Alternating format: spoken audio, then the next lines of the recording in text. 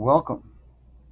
Today, I asked an AI program to create for me a video called The Disaster Diner. I have not yet watched this video. It may be fun. It may be horrible. We're going to find out together, and I'm going to let you know what I think of it. Off we go. A few years back, I found myself in a restaurant that had more in common with a disaster zone than a fine dining establishment. This doesn't look so bad so far.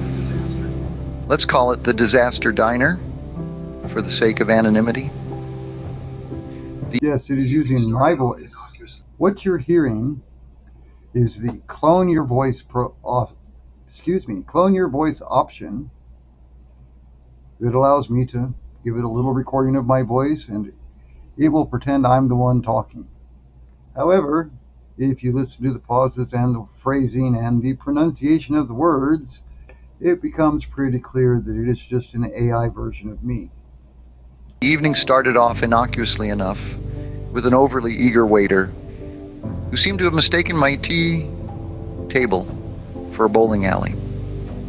And before I could blink, a tray of drinks was That sent, doesn't look like a restaurant. skidding across the That table, looks like soaking the tablecloth, really bad pizza delivery. and my once dry pants in a bouquet of fruity cocktails. As I sat there, drenched in a mix of pineapple juice and regret, I couldn't help but laugh at the absurdity of the situation. However, the universe wasn't done with its comedy act just yet. From the corner of my eye, I noticed a growing glow emanating from the kitchen. Yes? If you haven't figured it out by now, this is all stock video that the AI program uses to populate the video I asked it to make. You guessed it, a kitchen fire.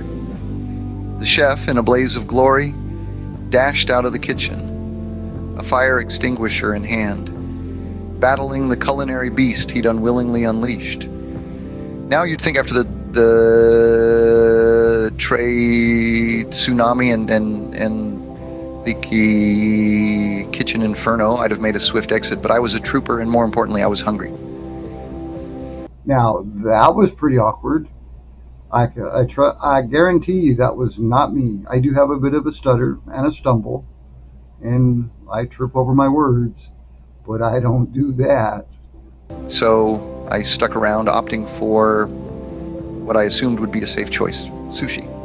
Well, you know what they say about assumptions. As I bit into my sushi, a crunch echoed through my skull. I don't know about you, but in my book, sushi isn't supposed to crunch.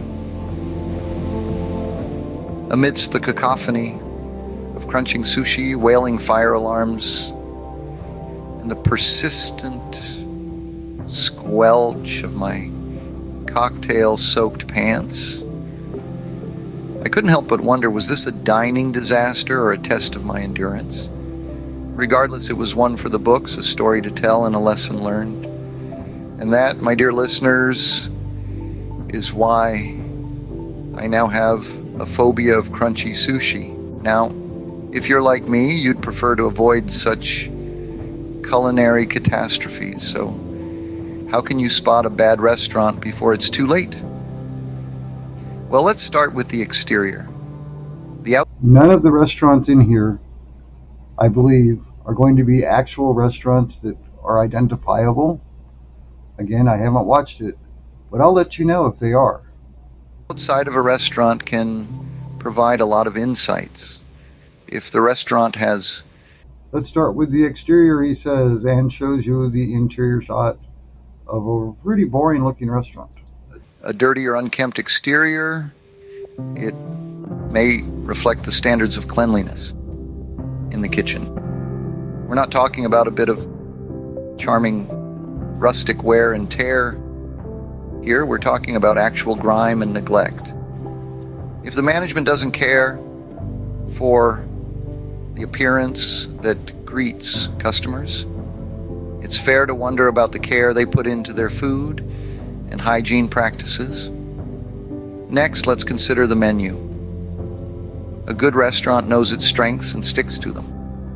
A menu that's too extensive can be a warning sign. It's difficult for a kitchen to offer a vast array of dishes and maintain high quality across the board. A menu that reads like a novel might indicate a lack of focus, or worse, a reliance on pre-made or frozen ingredients. So, when you see a menu with dishes from every corner of the globe, or a list that seems never-ending, be wary. Finally, let's talk about the dining room. If you walk into a restaurant during peak hours and it's empty, that's a major red flag. An empty dining room could signal poor food quality, bad service, or overpriced dishes. Remember, locals know their eateries. If they're avoiding a place, there's probably a good reason why. But keep in mind, these signs aren't definitive. There might be exceptions.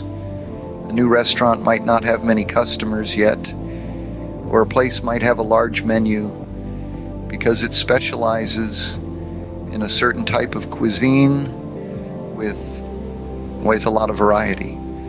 But generally, these are good guidelines to follow. So remember, a clean exterior and a concise menu are your friends, and an empty dining room is a red flag. So, you've spotted the signs, but what if you're already inside the restaurant? How can you navigate the treacherous waters of a bad dining experience? Well, let's dive into it. You're sitting in a restaurant you're not quite sure about. The ambiance is a little off, the waiter seems nervous, and you can't shake off the feeling that something's just not right. Here are a few strategies to help you dodge the dangers and make the most out of a potentially bad situation. First off, let's talk about the menu. In a questionable restaurant, certain dishes should raise a red flag. The daily special, for instance, might not be as special as it sounds. It could be a clever way to offload the ingredients that didn't sell the previous day. So, if you're in doubt, it might be better to skip the special. Next, don't be shy about asking for recommendations. A good waiter should be able to guide you through the menu and suggest dishes that are fresh and well prepared. If they stumble, hesitate, or can't answer your questions. That was an odd little pause. But if you're in a dodgy restaurant, the last person you want to depend upon is the waiter, who's going to push the worst thing they have because nobody else will buy it. That's another sign to be cautious. And then there's the oldest strategy in the book. Trust your gut. Not just in a literal sense, but also metaphorically. If you feel uncomfortable, if the place doesn't feel clean, if the staff isn't attentive, or if you simply have a bad feeling about the food, listen to that instinct. Our intuitions are often more accurate than we give them credit for. Remember, it's not just about the food, it's about the overall experience.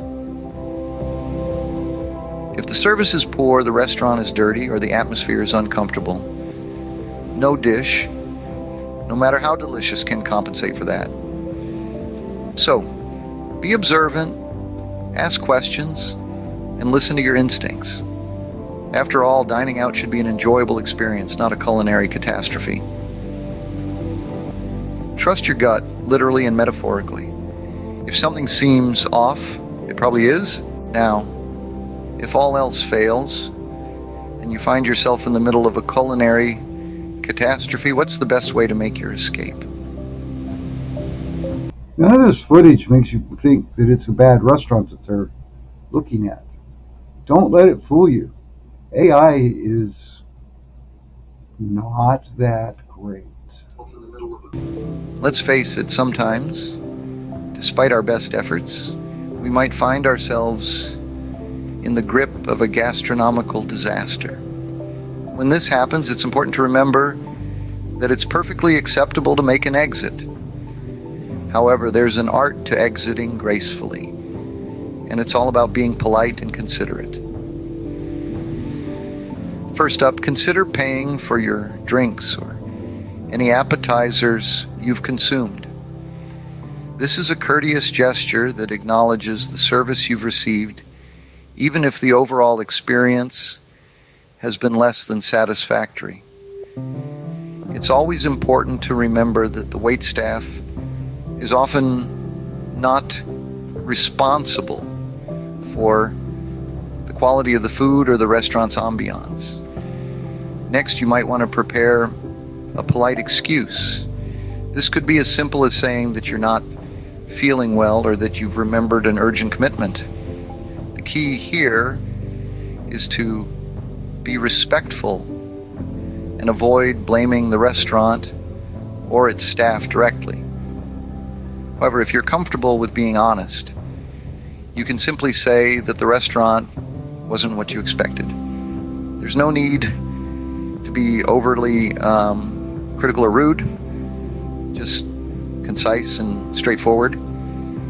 You could say something like, I appreciate your service, but this place isn't quite what I was looking for. Also, regardless of your exit strategy, it's a good idea to leave a tip. This is especially true if the staff has been courteous and attentive, despite the disappointing dining experience. Remember, tips often make up a significant portion of a waiter's income. Finally, remember to leave quietly and without causing a scene. This isn't just about preserving your own dignity, but also about respecting the other diners Ooh, that looks who like might still be enjoying their meals. Remember, there's no shame in admitting that a restaurant isn't for you. or a Your clothing dining store. experience should be enjoyable, not a test of endurance. After all, the world of culinary delights is vast and varied, and there's always another restaurant waiting to be discovered. So there you have it, my guide to surviving really bad restaurants. We've navigated the choppy waters of disastrous diners together, laughed off the culinary calamities, and hopefully you've come away with a few useful tips tucked under your belt. First off, we dived into the depths of the disaster diner, exploring the horrors that lurk in the shadows of the culinary world. We've seen everything from dubious decor to questionable cleanliness, and learned that sometimes a restaurant's appearance can be a telling indicator of the meal that awaits. Next, we turned our attention to spotting the signs. From the moment you step through the door, keeping your eyes peeled for red flags can make all the difference. We've discussed how a disinterested staff, a deserted dining room, or a dirty menu can be the early warning signs of a dining disaster waiting to happen. Then we learned the art of dodging the dangers. It's not just about identifying potential pitfalls, but also knowing how to navigate around them. Whether it's asking for recommendations, steering clear of suspicious items on the menu, or even opting for vegetarian options, we've seen that there are plenty of strategies to salvage a meal in even the most dire of dining situations. We also tackled exiting gracefully. No one wants to be stuck in a bad restaurant longer than they need to be. We've talked about how to diplomatically How to what? express what? dissatisfaction, the right way to reject a dish, and the importance of knowing when it's time to simply cut your losses and leave. So whether you're a seasoned traveler or just venturing out into the world of dining, remember these tips. They could save you from a culinary catastrophe, or at least help you navigate through one. After all, even the worst dining experiences can be learning opportunities. And remember, no matter how bad the food, at least you'll have a great story to tell. Until next time, stay safe and stay hungry. Well, I'd like to say that was fun, but it was actually pretty boring, wasn't it? Stock videos, slow, uncomfortable speech. This is what you get when you work with AI. Thank you. Have a good day.